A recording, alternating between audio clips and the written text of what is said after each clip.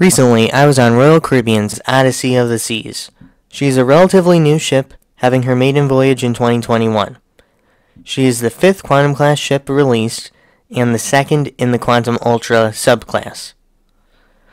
The order for Odyssey was placed in 2015, and her name was revealed in 2019.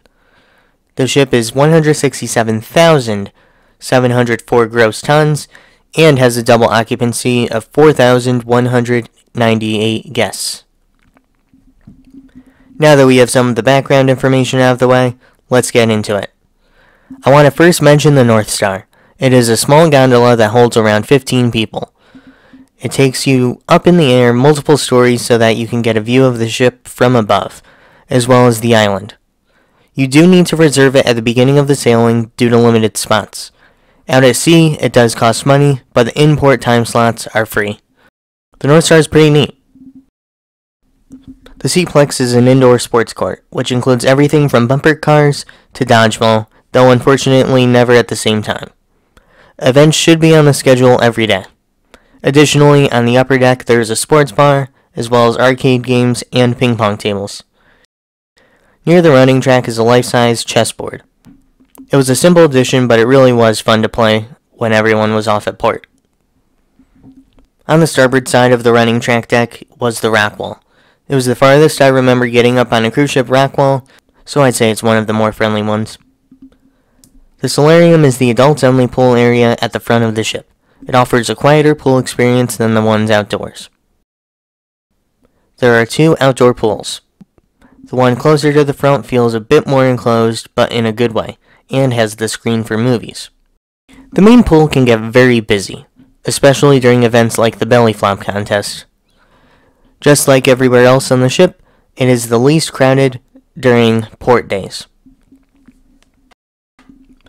Now we get to the buffet area. The Windjammer is open multiple times a day for breakfast, lunch, and dinner. It faces out of the back of the ship, so with a good table you can get a great view of the ocean. The food selection there was pretty good. I'd say that every meal you could find something that you would like. Now going down to Deck 5 and 4 is the Royal Theatre. Every week there are going to be different shows in here depending on the hired performers, but what should stay the same are the production shows, both of which are musicals. There was one called Showgirl, which was good, and another called The Effectors, which had good choreography, but there weren't many songs I liked. They did have drones in the show, and that was pretty cool to see. Just in front of the theater entrance on Deck 5 is the photo gallery. Throughout the sailing, it was never too busy except for the very last day. They also sold special picture frames so you'd have somewhere to put your photos.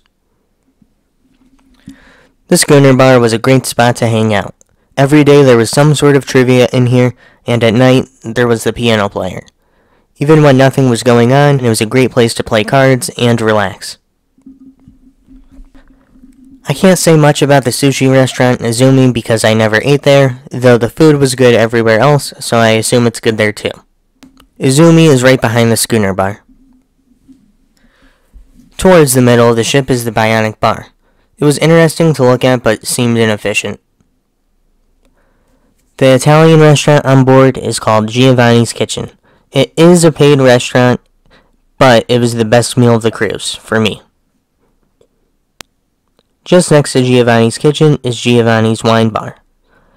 It is another lounge area, and it was never busy. The Crown Lounge is yet another lounge, but this one is exclusive for Royal Caribbean's Crown and Anchor members, Diamond and above. At different times during the day, they have little snacks and sandwiches, and almost every time I went in there, it was very quiet. The music hall is a 2-level venue. The upper deck has pool tables and seating, and the lower deck has more seating and a bar. The purpose of this venue is live music, though during the day there are other events in here, like the towel folding demonstration and other trivias. There was an onboard store next to the music hall. In it, they had medications, band-aids, toothbrushes, and a pretty wide range of essential items that passengers could have forgotten to bring. Now this is where I spent most evenings, at the Crown and Compass. This is the British-style pub, and unlike most pubs on Royal Caribbean ships, they have food. though I didn't try any. Most nights they had the guitar entertainer Brian James in here, and he was phenomenal. Sorrento's is off to the side of the promenade and has complimentary pizza. I only ever got cheese, but I can say that it was very good. Next door is Cafe Promenade. While their selection could be a bit slim, it was convenient when I wanted to get a little something. There is also Starbucks, though with it being a specialty venue, drinks and anything from the bakery costs money. As a whole, I like the Esplanade. Even with there being less text than promenades on other ships, it still felt very open. Boleros is the Latin-themed bar and lounge.